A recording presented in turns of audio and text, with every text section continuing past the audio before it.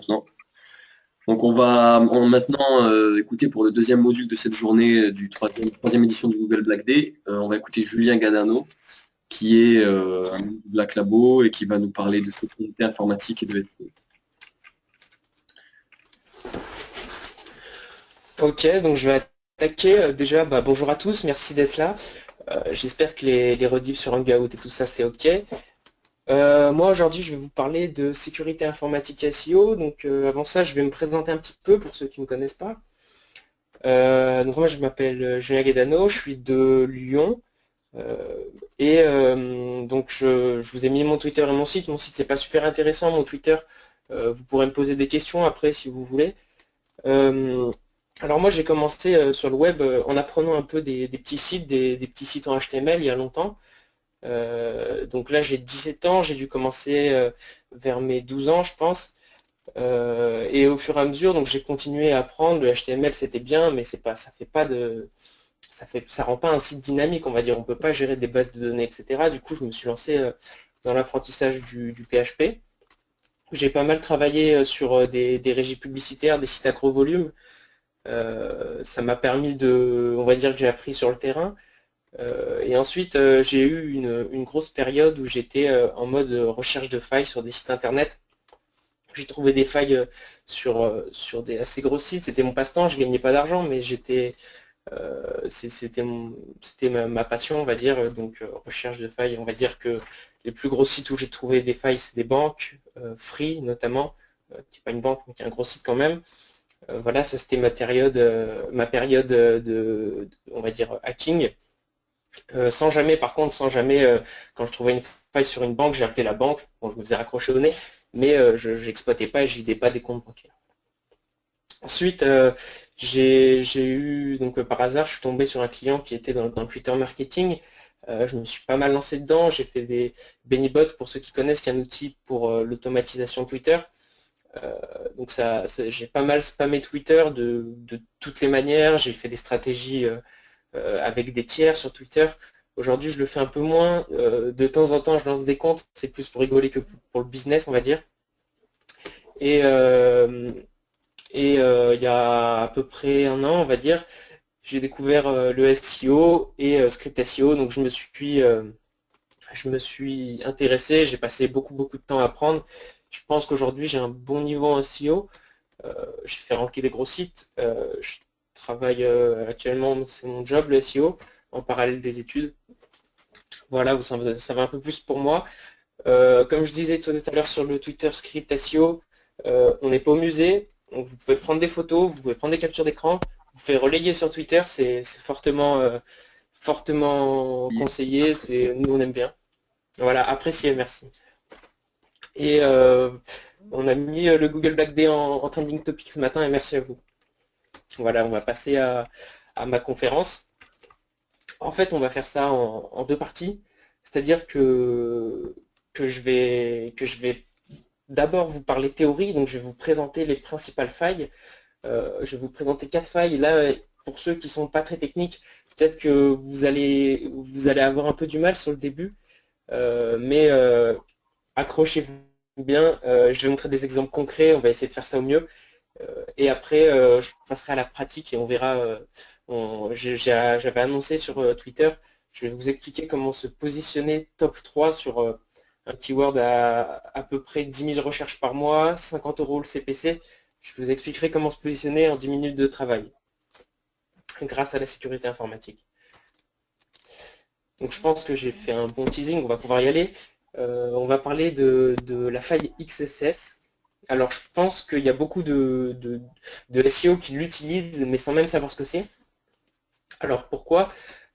Parce qu'en fait la faille XSS c'est un peu, comment dire, le nom il est un peu, ouais il est pas top quoi. Moi XSS ça m'aurait pas donné envie de la découvrir, mais en fait ça veut dire cross-site scripting. Ça veut dire qu'on va exécuter du code HTML, JavaScript, CSS, donc du code qui s'exécute côté client sur un site qui n'est pas à nous. Donc il y a deux manières d'utiliser. Il y a la réfléchie, donc là j'ai mis un écran pour symboliser que tout se passe côté utilisateur, c'est-à-dire que les paramètres que l'on va injecter vont être stockés dans l'URL. Et il y a la permanente où là, le code HTML, on va réussir à le stocker dans la base de données du site en question. C'est-à-dire que la personne, on n'aura pas besoin de lui envoyer une URL spéciale pour qu'il voit le code. Notamment les permanentes, je vous montrerai tout à l'heure l'exemple dans l'injection de la biographie sur un web profil. C'est très utilisé sur les web profils, ça permet beaucoup de choses, je vous montrerai après. Donc pour la réfléchie, donc aussi si vous avez des questions pendant le truc, n'hésitez pas à activer votre micro, me couper. Peut-être ça peut paraître flou pour certaines personnes, n'hésitez pas surtout. Donc la réfléchie, donc comme je le disais, c'est l'injection de code dans l'URL et GSA l'utilise. Alors peut-être que vous allez me dire, non, moi j'utilise GSA, mais j'utilise pas de faille XSS réfléchie, je sais même pas ce que c'est. En fait, vous l'avez sûrement déjà utilisé, même sans vous en rendre compte. Je vais vous montrer un lien type que fait GSA. Donc exploitation de GSA, je vous mets mon écran. Tac. Alors, je pense que là vous voyez pas. Hop. Donc vous voyez, ça c'est un fichier PHP info, donc utilisé en PHP. Ça permet de lister toute la configuration du PHP. Donc c'est important parce que en gros ça on le comment dire, on le retrouve sur tous les sites et c'est encore plus répandu que les CMS. Et du coup en fait ce qui se passe c'est que donc c'est pas ça n'existe plus maintenant sur les nouvelles versions de PHP, mais sur celle-ci là par exemple la 4.4.8 4.4.4, quand en fait on met dans un paramètre, donc c'est un paramètre de type get, on lui met le lien, et en fait la page elle va lister les paramètres qui sont dans l'URL. Un peu plus bas, voilà, ici, et vous voyez qu'en fait il crée un lien automatiquement parce qu'il va pas, comment dire, il va pas l'afficher, il va pas échapper les caractères. En fait, il va les laisser tels quels et il va exécuter le code, alors que ça devrait pas. C'est une faille qui est assez grave. Ça peut permettre de récupérer notamment des cookies. Imaginons que je vais modifier un peu le script là-haut pour vous montrer. Imaginons que je fasse script alerte document.cookie, donc c'est du JavaScript. Imaginons qu'on affiche les cookies. Tac. Voilà, donc là, j'ai pas de cookies sur ce site-là en question. Mais si, par exemple, vous avez des cookies imaginons que vous soyez connecté à votre banque, que vous envoyez sur la banque à cette faille, vous envoyez avec le lien, alors à la place de faire un alerte, on va envoyer les cookies sur une page annexe, où là, le hacker, lui, va s'en servir pour se connecter à votre compte bancaire, se faire quelques virements, partir en voyage, enfin, voilà, il va se servir un peu de votre argent. Je vais vous montrer un exemple plus concret d'une exploitation manuelle. En fait, cette faille, elle existe aussi dans les formulaires de recherche. Donc, ce qui se passe, c'est que dans un formulaire de recherche, je vais vous montrer les étapes. Donc justement, pour bonjour, non, c'est pas valable que pour ce vieux PHP. Par exemple, là sur un site, lalafo.z, donc j'ai pas pris des sites connus, j'aurais pu vous prendre des sites connus, par exemple des banques ou quoi, mais j'ai pas envie de finir en prison, donc je vous montre un site classique, on va dire. Par exemple, quand on va taper test, il va avoir tendance voilà, là il est écrit test. En gros, c'est pas du français, mais ce qui doit être écrit, c'est vous avez effectué la recherche pour le mot test. Donc on se dit, d'accord, là il va afficher. Donc en fait, la faille, elle passe à chaque fois par la saisie utilisateur et que le site fait trop confiance à ce que dit l'utilisateur. Donc imaginons que là on lui dit, test, salut, vous allez bien. Donc là c'est si on veut communiquer par exemple avec quelqu'un. Vous voyez, test, salut, vous allez bien. Toujours, jusque là, il n'y a pas de souci, on s'en fout qui demande si on va bien. Par contre, si on commence à aller un peu plus loin, on lui dit, tiens, et si je lui disais U-test U. U, c'est la balise en HTML qui correspond à souligner. Là, on se rend compte qu'il nous affiche test en souligné. Déjà, on se dit, aïe, là, c'est pas bon, quoi. Et en fait, on peut pousser le truc encore plus loin. Par exemple, on peut y aller avec du JavaScript, comme tout à l'heure. Je vais refaire le document.cookie, j'espère qu'il va nous sortir un truc. Document.cookie, script, voilà. On met notre script. Et voilà, là, vous avez mes cookies du site en question. Et donc du coup, vous pouvez faire quoi avec ça? Vous pouvez le faire, comme tout à l'heure nous expliquait Jafar, une canonicale par exemple. Une canonicale, vous pouvez mettre un joli contenu. Vous pouvez utiliser aussi pour mettre des scripts externes, c'est-à-dire que vous mettez script src égale, là vous mettez le lien du JavaScript. Et par exemple, dans l'autre JavaScript, il y aura peut-être, vous pouvez effectuer du cloaking sur le JavaScript. Par exemple, en mettant un leader JavaScript sur un fichier PHP, vous pouvez aller cloquer et dire si c'est Google, on va réécrire la page, on met un H1 qui nous correspond, on met tout ça bien. Ou alors, sinon, on fait rien si c'est quelqu'un classique. Donc, on va pouvoir vraiment retravailler les pages comme on le souhaite avec cette faille-là. Je vais vous montrer maintenant un exemple de faille permanente. Donc pour la permanente, je vais griller un petit spot. Pour ceux qui connaissent le spot profil Cisco. Cisco, donc c'est assez ironique puisque Cisco c'est un organisme qui traite de sécurité informatique. Je ne saurais pas vous dire en détail quoi exactement, mais voilà. Donc vous voyez que là, dans la bio, ici, en fait, c'est ici que j'ai inclus du code en modifiant ma bio.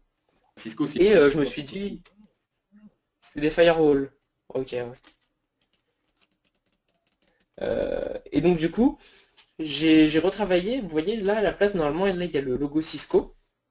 Et donc moi en JavaScript je me suis dit oh, je vais me mettre un petit logo script SEO parce que c'est plus sympa. Je me suis mis un petit lien ici là qui pointe vers le site du Google Black Day.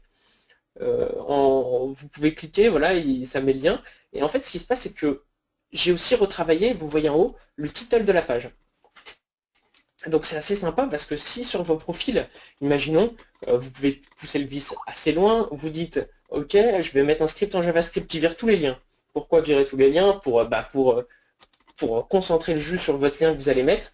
Vous virez tous les liens, vous mettez un lien vers votre site, vous modifiez le title tant qu'à faire pour mettre quelque chose d'assez thématisé, vous mettez le H1 que vous voulez, et en fait vous faites, des communiqués de presse sur des sites type forum Cisco.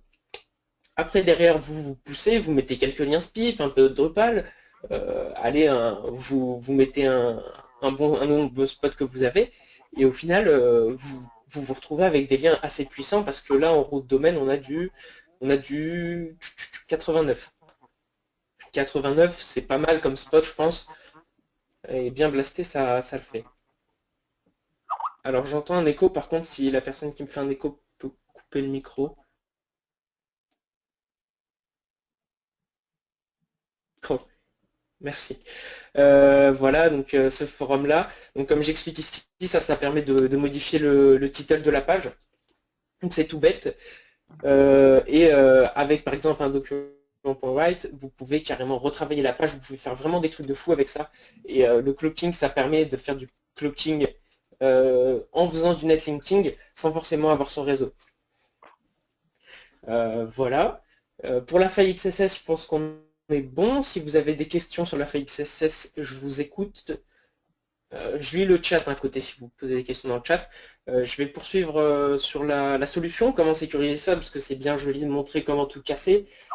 Mais je remarque qu'il y a beaucoup de devs qui sont pas orientés, on va dire, sécurité info, alors que je pense que c'est la base de quand on livre quelque chose, de livrer quelque chose de sécure, parce que c'est dommage de livrer un site à un client qui va se faire cramer derrière. Donc là, pour le coup, j'explique HTML Special Chars et HTML Entity, c'est deux fonctions en PHP qui permettent de bloquer ça. En fait, à la place d'interpréter le code, on va le mettre en mode texte. Donc c'est des fonctions assez importantes. Alors WebBoost qui me dit, c'est ce qu'utiliserait beaucoup de Black Hat pour injecter des liens en footer par exemple. Alors c'est un peu différent parce que le footer, c'est d'autres failles qui vont être utilisées. En général, c'est la faille upload qui est utilisée, la faille SQL. Je vais revenir sur ces deux failles plus tard. Bonjour, qui me dit, quand on fait du PHP, oui, voilà, pour ceux qui ont un WordPress, ça passe notamment par la mise à jour des thèmes, mise à jour des plugins. Après, vous pouvez mettre les mains dans le code aussi. Pour ceux qui font du Node.js, je n'ai pas de conseils à vous donner, je développe pas en Node.js, mais je suis désolé pour les autres qui font du Node.js. Mais en général, le plus utilisé, c'est WordPress PHP. WordPress, vous mettez à jour. PHP, vous utilisez ces deux fonctions. Voilà. En fait, je vous ai mis là une petite image qui est écrit Never Trust User Input. Je ne l'ai pas mis par hasard. Désolé pour l'accent d'ailleurs. Si je l'ai mis, c'est parce que il faut jamais faire confiance à ce que rentre un utilisateur. L'utilisateur, ça peut être quelqu'un lambda, ou ça peut être quelqu'un qui va aller s'amuser à creuser des failles comme moi. Voilà. Je vais passer maintenant aux failles SQL. Alors les failles SQL, ça correspond, ça permet en fait d'accéder aux informations qui sont dans la base de données. Donc votre base de données, c'est ce que vous pouvez voir sur PHP-MyAdmin pour ceux qui utilisent un peu. Et en fait, le but c'est quoi? C'est de récupérer les données admin, récupérer les données des clients. Il n'y a pas longtemps, j'ai fait une presta en sécurité pour quelqu'un. La première chose qu'il m'a dit, c'est est-ce que tu peux vérifier et expliquer que si j'ai des failles, qu'est-ce qu'a pu faire la personne s'il avait accès à ces failles? Est-ce qu'il a pu récupérer ma base de données client et est-ce qu'il aurait pu leur envoyer des mails, etc. En fait, même si, en fait, avec la faille SQL, on pourrait carrément casser un site. Le hacker, il pourrait casser votre site, il pourrait le mettre hors ligne, etc. Mais euh, le souci, c'est que c'est pas ça qu'il va chercher à faire. Lui, il va peut-être faire du cloaking avec votre site. Euh, il va peut-être faire d'autres choses, comme récupérer vos clients, des choses beaucoup plus graves que juste mettre votre site hors ligne pendant 24 heures. Pour ta question, bonjour, tu utilises des scripts pour faire un audit sécu. Pour ma part, j'utilise SQLmap, qui est un bon tool pour tester les failles SQL en fait, mais c'est pas le tool qui fait tout en fait, c'est les failles, on les détecte, on fait des tests. Si on voit une erreur quelque part, on dit ok, je vais creuser sur cet endroit. La faille SQL, on va tenter de l'approfondir avec SQLmap, disponible sur Windows et Linux. Et c'est vraiment un bon truc. Moi, pour ma part, quand je fais des tests SQL, je fais les tests à la main, mais ça m'arrive plus comment dire, de les exploiter en mode à la main. Ça, c'est un peu, même pour certaines failles, c'est pas possible parce que par exemple, il y a des failles SQL qui sont basées sur le temps de réponse. C'est-à-dire que selon le temps de réponse, on va pouvoir déterminer s'il y a une erreur ou pas. Et donc, du coup, ça ne sera pas exploitable à la main, ce genre de faille. Pour revenir sur la faille SQL, là par exemple, je vous ai mis l'exemple d'un formulaire de type password. Et là-dedans, en fait, quand on va rentrer notre mot de passe, donc là j'ai mis l'exemple, on a rentré 1, 2, 3, 4, 5, 6, je vous ai expliqué comment la requête va marcher. En fait, on va aller sélectionner le nombre de lignes où il y a écrit le mot de passe. Et donc du coup, le mot de passe, on le met entre deux guillemets. Vous comprenez jusque-là? Mais donc là, c'est une utilisation classique. Pour l'exploiter, nous, on va faire quelque chose. C'est qu'à la place de mettre en mot de passe 1, 2, 3, 4, 5, 6, lui, le hacker, il va faire quoi? Il va mettre ça, ce code. Alors, peut-être que ça vous paraît pas clair, c'est peut-être un peu dur de le comprendre sur le début. Moi, quand j'ai découvert ça, j'ai mis un peu de temps à comprendre parce que il faut comprendre en fait que la première guillemets, alors celle-ci, j'espère que vous voyez ma souris, elle sert à fermer la guillemets où devrait être contenu le password, le mot de passe. Pardon. Et ensuite, on lui dit où 1 égale 1. Et donc en fait, ça va se dessiner comment? Ça va faire, on sélectionne là où le nom de compte c'est admin, et où le mot de passe est égal à rien, ou 1 égale 1. Donc si on dit où 1 égale 1, bah forcément 1 c'est toujours égal à 1, ça va permettre voilà, toujours true, toujours vrai. Donc on vérifie toujours la condition et la personne va pouvoir aller se servir dans votre base de données. Il y a des failles plus graves en SQL qui viennent par exemple d'erreurs de config. Les stacked queries, on les appelle. Leur différence à elles, c'est qu'en fait, c'est comme si on était dans le PHP-MyAdmin qu'on pouvait rentrer n'importe quelle commande. Ça, c'est assez grave dans le sens où la personne se sert.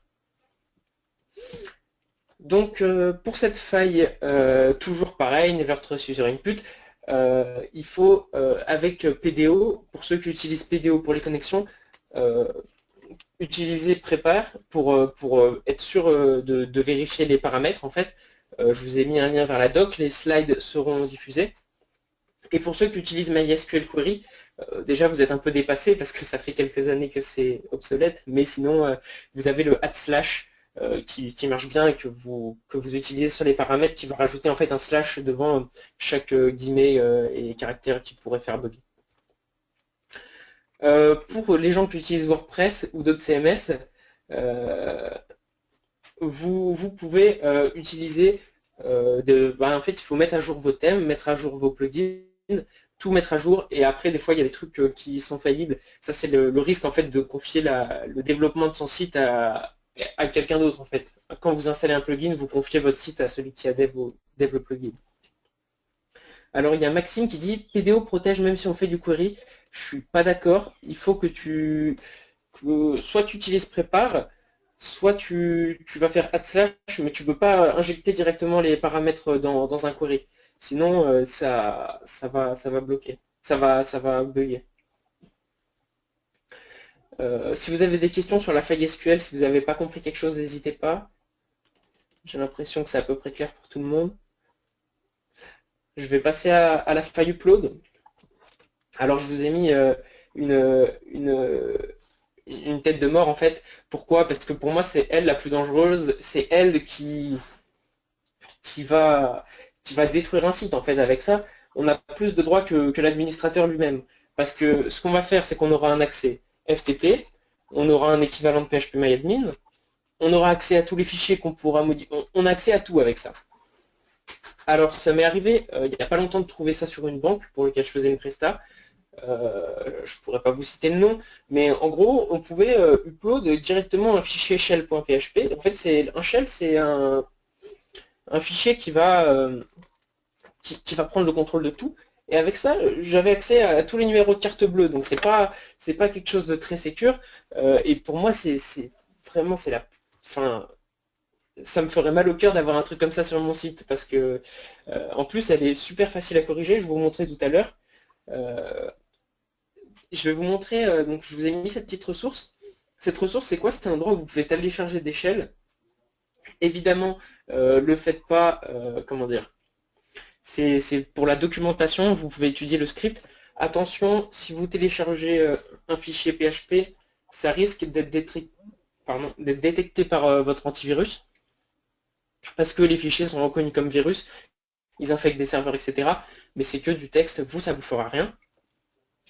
Aussi, il faut faire attention, par exemple, il y a des SEO qui utilisent ça pour poster du lien. En fait, le nom du shell reste un footprint. C'est-à-dire que si vous tapez inurl c99.php, vous pouvez trouver des sites qui sont hackés. Bon, ça s'indexe pas tout le temps, mais vous pouvez arriver à tomber sur des sites hackés que vous pouvez contrôler. Et donc, du coup, là, je pense pas qu'on aura d'exemple. Peut-être ça. Vous pouvez essayer aussi avec, par exemple, je explique, vous pouvez essayer aussi avec les autres noms des scripts que je vous ai mis, c'est 99 pour moi c'est le plus connu, après vous en avez d'autres, comme ça je pense pas qu'on retrouvera, mais voilà, il faut faire gaffe, que vous l'utilisez ou qu'on l'utilise sur vous, ça peut permettre en fait à n'importe qui d'avoir l'accès si le lien du shell s'indexe. Et en fait, ils s'indexent régulièrement parce que les hackers postent leurs exploits sur certains sites où ils disent salut, moi j'ai réussi à hacker ce site, regardez le lien de comment y accéder. Et donc c'est comme ça que ça s'indexe. Pour Webboost qui me dit c'est ça dont tu parlais, oui en fait avec ça on va pouvoir injecter directement des liens dans le footer, dans le sens où tu peux modifier les fichiers. Et tu peux même, avec ça, tu fais quoi? Tu fais une redirection cloquée vers ton site. Alors je vous incite pas à le faire, c'est pas bien, c'est pas éthique. Moi je le fais, personnellement, honnêtement avec vous, je le fais pas. Ça existe pour d'autres langages, les shells. Est-ce que ça existe Ruby, Java, Python? Alors les shells c'est côté web, donc peut-être qu'il y en a en Node.js, etc. Mais en Java, en Python, ça n'a pas grand intérêt. En Python, si, ça doit exister pour utiliser comment dire, des failles sur des serveurs, mais pas sur des sites. Sur des sites, c'est plus du PHP, sûrement du Node.js, mais je ne saurais pas vous dire pour du Node.js. C'est un peu moins répandu sûrement que le nombre qui est en PHP.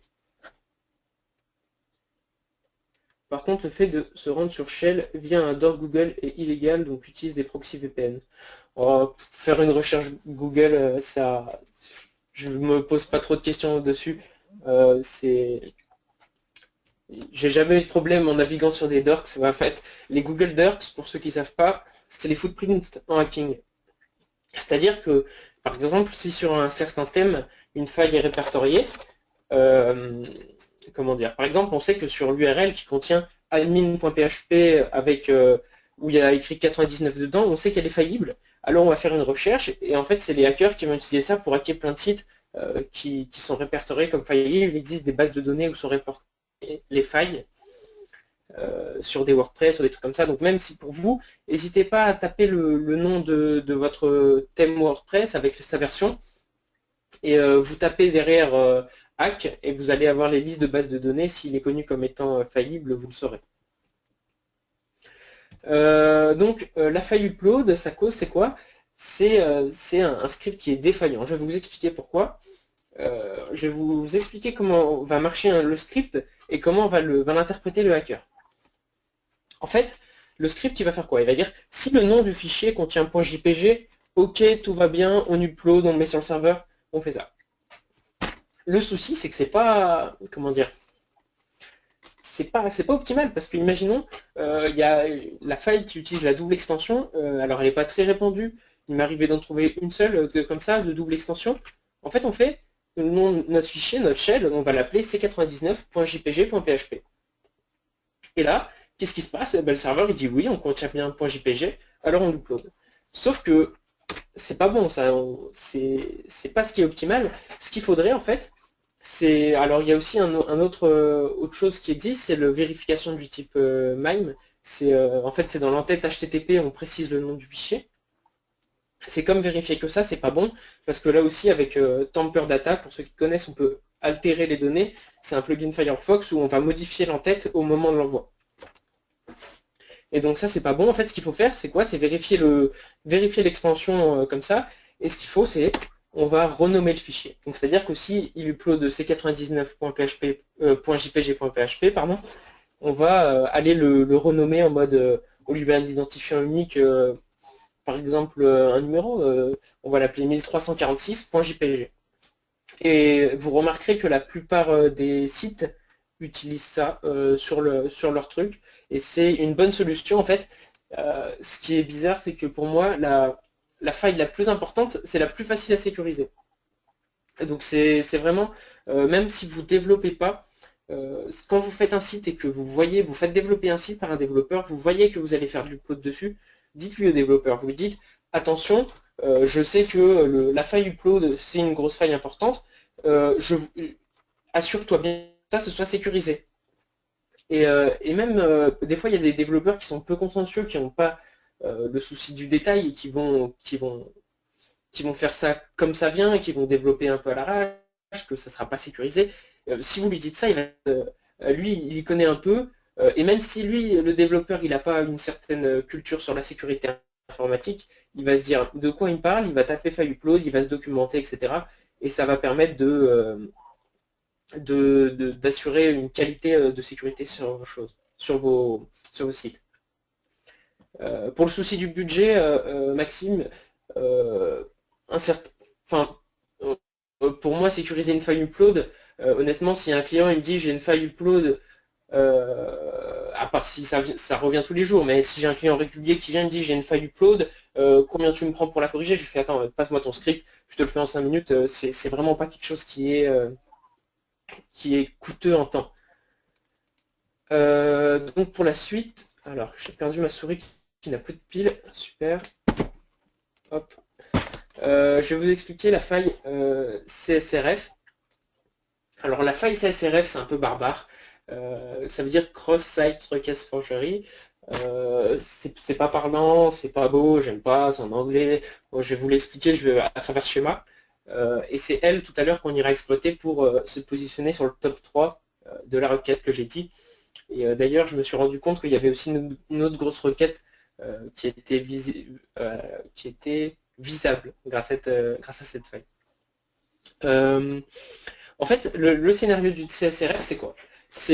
Vous vous souvenez tout à l'heure, lorsqu'on parlait de XSS, en fait, on va faire exécuter du code à certaines personnes. Et en fait, on va envoyer, le hacker, il est là, il dit, j'aimerais partir en vacances. Il se dit, ouais, j'ai besoin d'un peu d'argent. Il trouve une faille sur une banque CSRF, en fait, c'est que la banque, elle n'est pas sécurisée au moment du demande de l'envoi d'un virement sur une page. Du coup, il va envoyer un lien malveillant à un utilisateur qui est client de la banque. Cet utilisateur, il va cliquer sur le lien. Et en fait, comme il va être connecté à la banque, ce qui va se passer, c'est que quand il va aller sur le site du hacker, le hacker, il va utiliser les cookies du navigateur. Donc les cookies, c'est quoi? C'est les informations qui sont stockées dans le navigateur. Les cookies contiennent la connexion, euh, toutes les choses comme ça qui permettent de... En fait, il va se servir de l'utilisateur qui visite son site pour faire une requête qui va dire à la banque, fais un virement sur mon compte. Et la banque, elle, qui est pas sécurisée, eh ben, elle va dire, ah d'accord, le visiteur avec tel cookie, il me dit qu'il veut un virement, alors je vais lui faire. Et donc là, on rentre dans un problème qui est assez grave. On peut faire beaucoup de choses avec ça. Après, c'est difficile. Par exemple, sur un panel admin que vous avez qui est perso, s'il n'est pas courant, le hacker il ne pourra pas utiliser ça parce qu'il doit avoir la connaissance de ce qui se passe. Par exemple, le hacker, pour utiliser cette faille, il aura dû, au préalable, avoir un compte sur la banque pour vérifier comment s'effectuait le virement. Et donc, avec tout ça, on va gagner, enfin, le hacker va gagner un peu d'argent facile. Moi, je ne pratique pas ce genre de truc, honnêtement, avec vous. Donc, on va passer à la suite, on va passer à la pratique bientôt. En fait, on peut utiliser cette faille pour remplir des formulaires avec plein d'adresses IP différentes et en fait, avec vos visiteurs, parce que chaque visiteur, c'est une adresse IP différente. Si vous avez des sites à fort trafic, ou même, enfin moi à fort trafic, j'avais un site à fort trafic, je vous ai dit que je travaillais pour des régies publicitaires, j'avais eu ma régie publicitaire que j'ai revendue. Ce qui se passait, c'est que je faisais à peu près 1 million d'IP différentes par jour. Donc qu'est-ce qui s'est passé?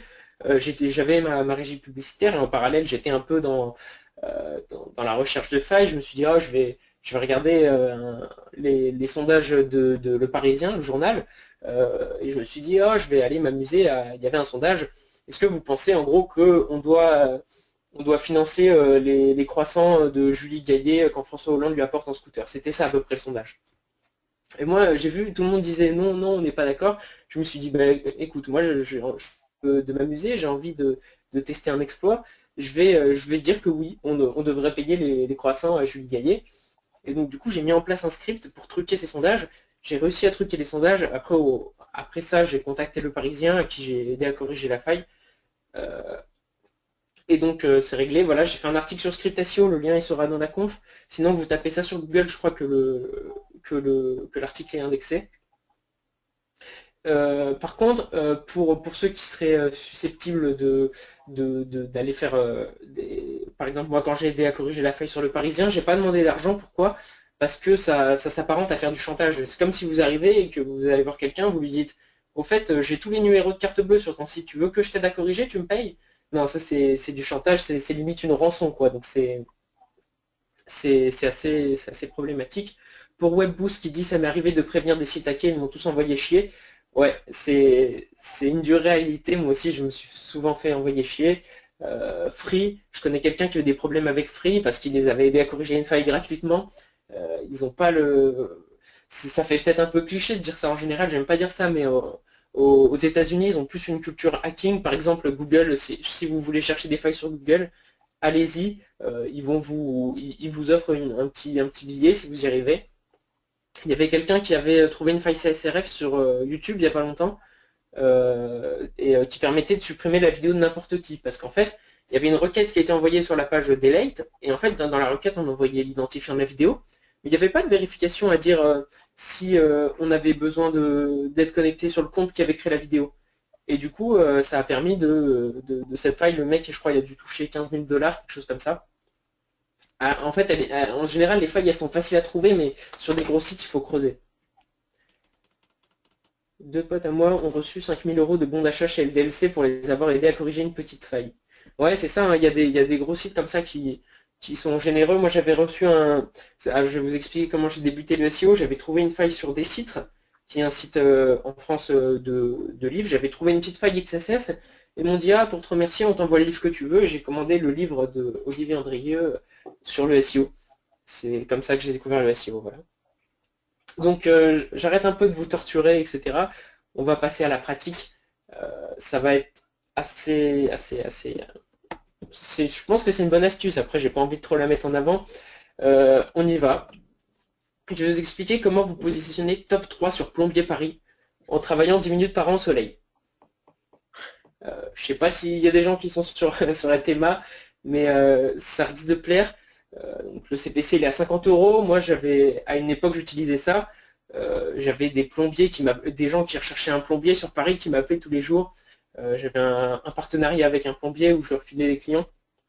C'est c'est assez bien, je pense. Je sais pas si ça vous plaît, je sais pas si ça vaut le coup que j'explique. Euh, ouais, je pense que je vais arrêter la conf ici. Ils ont l'air de... Ouais, c'est vrai qu'en plus, il est presque midi et tout, ça nous permettrait de rattraper un peu de retard. Ouais, là c'est l'heure, je crois. Ouais. Ah, mais je vois dans le chat, ils sont pas chauds en plus, hein. Ils veulent voir, ils veulent voir. Il y en a un qui a dit ça. Ça sent l'arnaque. C'est une arnaque. Bon, et tu veux voir ou pas si c'est une arnaque? Je crois, je crois que le mec qui a senti l'arnaque, on va l'enlever du GoToMeeting, comme ça il... Oui, ça sera pas arnaqué. Allez, je vais vous envoyer. On te rembourse au prorata de ce que tu as regardé, si tu veux. Alors, vas-y. Bon, alors avant toute chose, avant de vous montrer, j'ai pas, je montre ça à but éducatif, j'ai aucune arrière-pensée avec le site sur lequel je vais montrer. Alors, putain, ma souris elle a plus de pile pour de vrai par contre. Enlève-la et Ok. reviens. Enlève-la. Donc vous connaissez sûrement, Minutes, je pense. je pense que vous connaissez tous à peu près ce site, ceux qui sont sur la SERP en tout cas, paris.quelplombier.com, je sais pas s'il y a des gens qui connaissent. En fait c'est quoi? C'est un site qui répertorie les plombiers sur Paris et rank en top 3. Et ce qui se passe, c'est que en fait, il a un peu le même fonctionnement qu'AdWords. Pourquoi? Il y a le top 1, le top 2, le top 3. Vous voyez, eux, ils n'ont pas de vote, eux, ils ont payé, ils sont là, ils mettent un billet tous les mois ou tous les appels, je ne sais pas trop comment ça marche. En tout cas, eux, ils mettent un billet. Et en dessous, il y a ceux-là qui sont en top vote. Justement, moi, j'étais pendant un moment, j'étais premier avec 4500 votes. J'ai encore les 4500 votes, mais comme sur Google dernièrement, bah, je me suis mangé un filtre, on va dire. Ils m'ont passé tout dernier. Mais en fait, ce qui se passe, c'est quoi? C'est que moi, j'étais par hasard, j'étais avec quelqu'un du forum et il me dit, oh, t'as vu ce site et tout, il y a des tops de plombiers. Je lui fais, bah attends, je vais chercher une faille. Je regarde et je vois quoi? Il y a une faille CSRF sur le boost des clics. Alors, du coup, je me suis dit, bon, je vais booster mes votes, je vais aller regarder comment ça marche quand on envoie un vote pour moi passer premier. Je me dis, facile, j'ai une. euh, j'ai, comment dire, j'ai vu une blague sur le chat, c'est pour ça que j'ai rigolé, désolé. J'ai. Ça m'a perdu. Ouais, je me suis dit, 3500 votes, c'est facile. On va se dire, avec une IP différente, moi j'ai ma régie publicitaire, je fais 1 million d'IP par jour. Hop, je me suis dit, je branche la régie publicitaire, en 10 minutes, je suis premier sur le truc. Et donc j'ai fait ça. Bon, la société qui gère le site n'a pas apprécié. Elle a remarqué un trafic assez inattendu, puisque j'avais oublié de débrancher le truc qui boostait les votes. Alors ils se recevaient pendant un mois 1 million de visites par jour, ils n'ont pas dû comprendre sur le coup. Je suis désolé d'ailleurs pour cette société. Il a été enlevé le script depuis.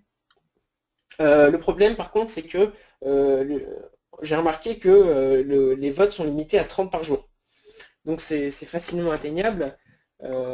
C'est fait 3567 divisé par 30.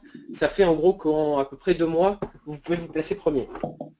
Donc j'ai commencé à avoir des idées un peu bah, et si je fais 10 sites, que je fais monter les 10, je prends toute la SERP, si on peut appeler ça une SERP, et ça va permettre de me faire un peu d'argent, parce que la requête quand même, elle a un gros trafic, elle a un gros CPC, c'est une bonne requête je trouve. Il me semble qu'aussi cette astuce elle est valable sur la serrurerie sur Paris. Je crois que leur site, ils ont quel serrurier qui rentre bien, je suis pas sûr.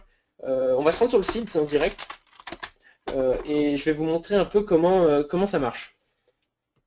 Alors, ma souris elle a plus de pile donc ça va être compliqué. En fait, je vais utiliser F12. F12 c'est quoi pour moi? C'est Firebug. Firebug c'est quoi?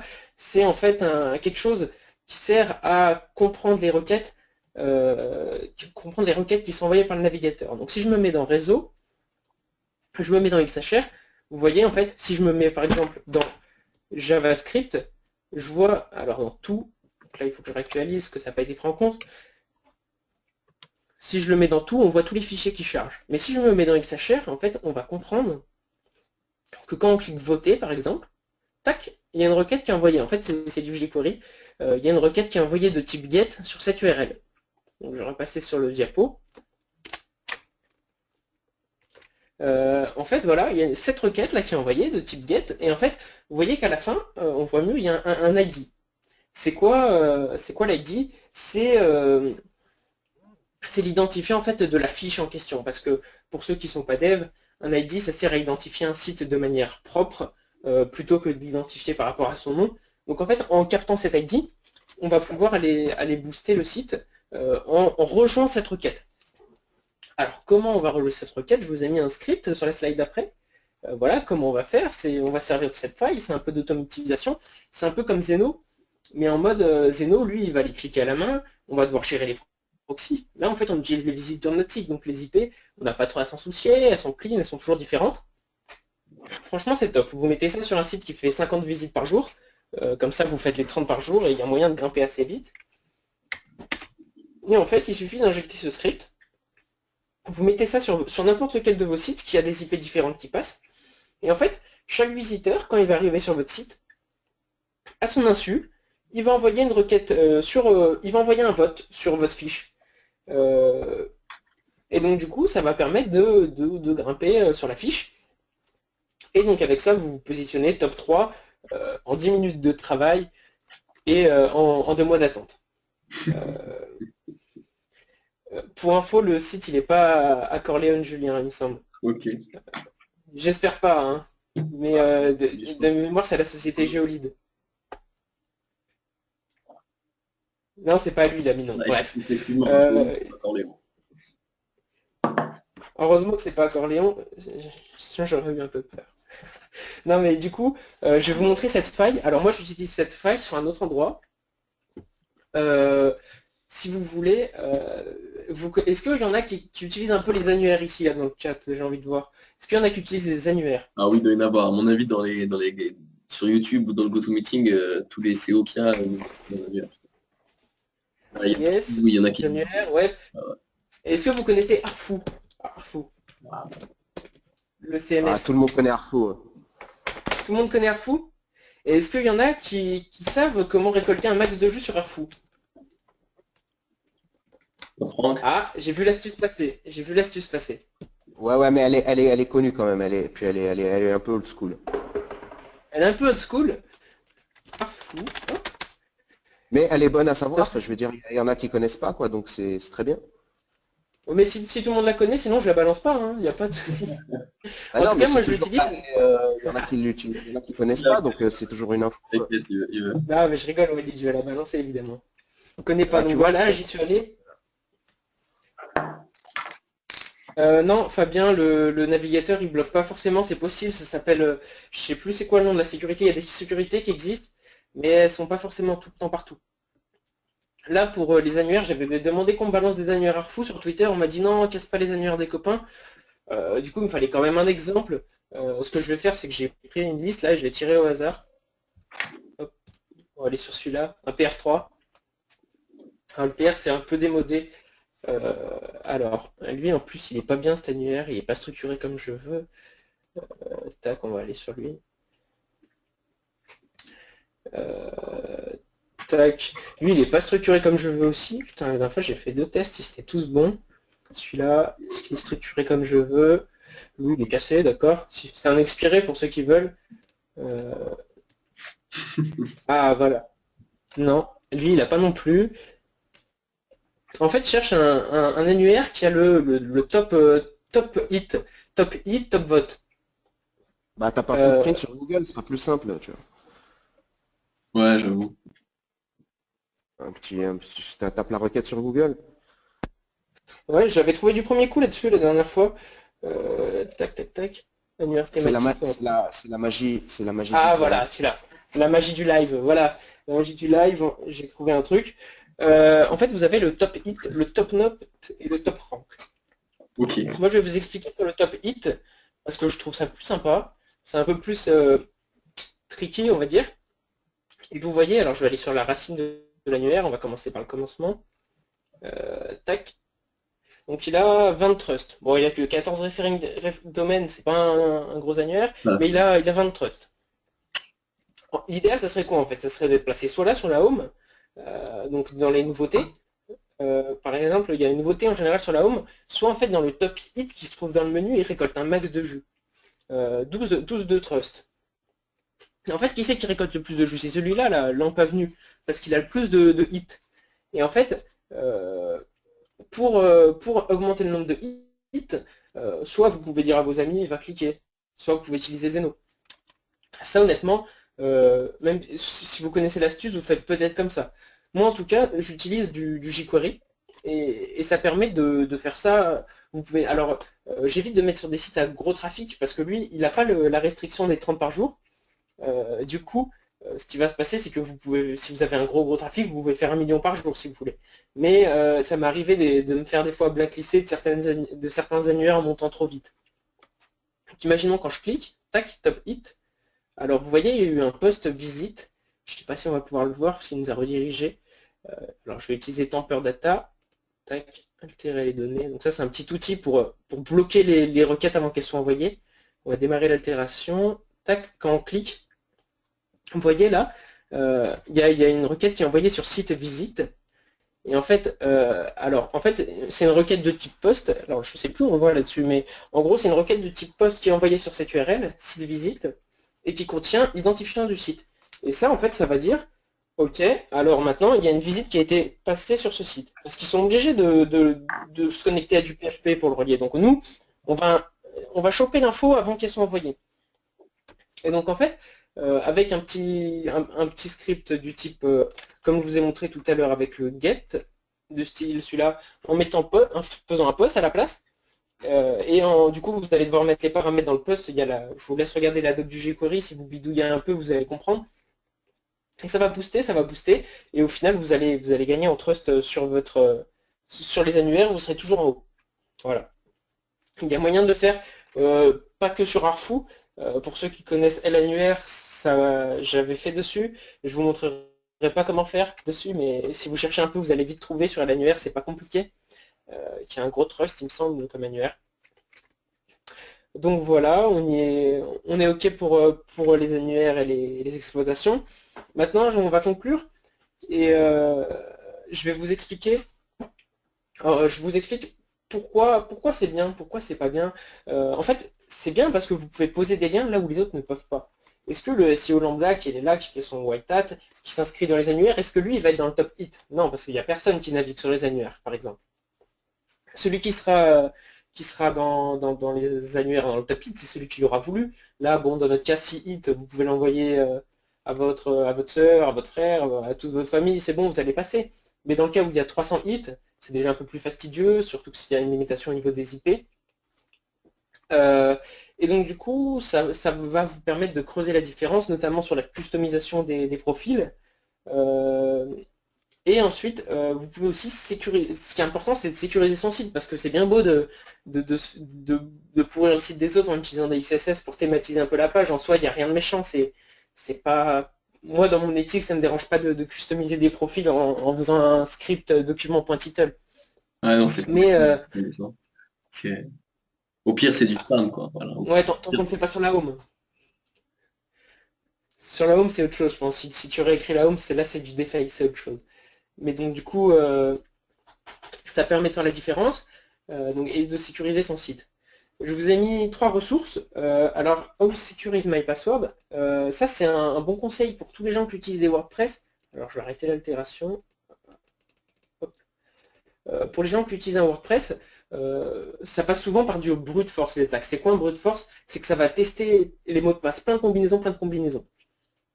Et donc, ce qui se passe là, par exemple, si je mets 1, 2, 3, 4, 5, 6, ça va dire que le mot de passe, là, il va le craquer tout de suite. 1, 2, 3, 4, 5, 6, c'est connu, c'est dans le dico des mots de passe, il va le craquer direct. Et en fait, donc déjà, moi, je vous déconseille de rentrer votre mot de passe là-dessus. Moi, je n'oserais pas rentrer le mien. Après, vous en avez sûrement plusieurs, mais même un de vos mots de passe, je vous déconseille. Parce que pour moi, ça, c'est un truc qui se sert justement que les gens rentrent leur mot de passe pour créer des dictionnaires de mots de passe pour mieux brute force. Ça, c'est peut-être je suis parano, mais ça ne me viendra pas l'idée de tester mon propre mot de passe. Mais par exemple, là, si vous mettez, imaginons qu'on va mettre quoi? On va mettre Google Black D. Déjà, il faut 51 ans, parce que c'est long. Ok. Mais imaginons, regardez, Google Blackday, vous rajoutez un astérix, 1 million d'années. Il comprend pas, c'est trop long à lui pour brute force. Après, si le mot de passe, il devient, imaginons qu'une base de données se fasse hacker avec des mots de passe en clair dedans, il va rentrer dans un engrenage de mots de passe connus, et donc du coup, ça va être plus problématique. Et donc, ce que je vous conseille sur WordPress, c'est quoi? C'est varier vos mots de passe, varier les FTP. Ce qu'il faut, c'est mettre un HT password qui est intéressant, des longs mots de passe, et avec tout ça, vous avez la bonne combine. Vous ferez pas hacker votre WordPress, à part si vos plugins sont faillibles, etc. Mais ça, c'est une autre histoire.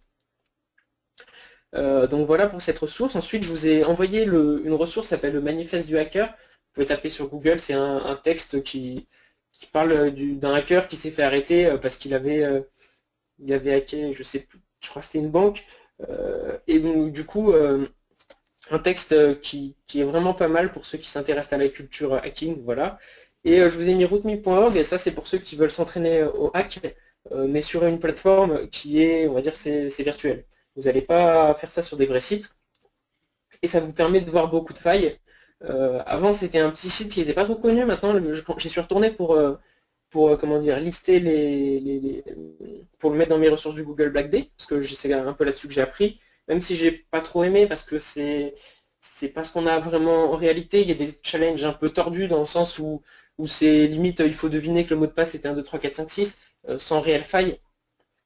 Mais sinon, hormis ça, il y a des très bons challenges là-dessus, et ça peut vous aider à bien démarrer dans le hacking. Alors, je vais retourner sur la présentation.